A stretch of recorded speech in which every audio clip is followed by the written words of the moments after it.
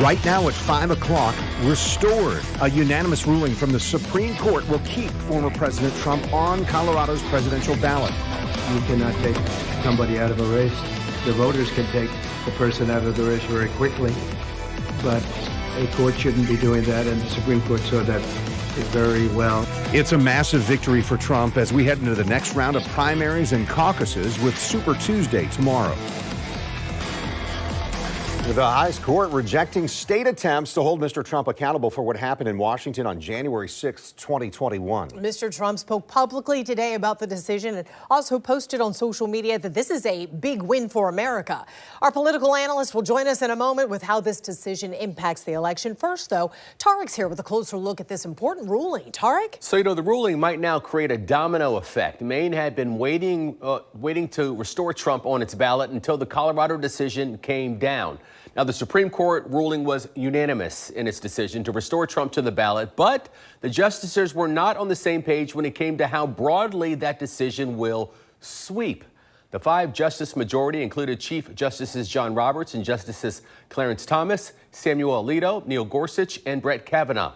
They also wrote that states may not remove any federal officer from the ballot, especially the president, without Congress first passing legislation. They also said nothing in the Constitution delegates power to states to enforce that. 4 of the justices disagreed on the scope of the decision, feeling their colleagues went too far. Justices Sonia Sotomayor, Justice Kagan, and Ketanji Brown Jackson said the decision closes the door on other means of federal enforcement by requiring Congress to act first. Now, Justice Amy Coney Barrett wrote alone in a concurring opinion, agreeing with the liberal justices, but said now is not the time for justices to be in disagreement. Now, Colorado's Secretary of State was disappointed in today's announcement, but the former president, while speaking at his Mar-a-Lago resort this afternoon, thanked the justices for their choice, saying it will help to unify the country. I think it will go a long way toward bringing our country together, which our country needs. You cannot take somebody out of a race.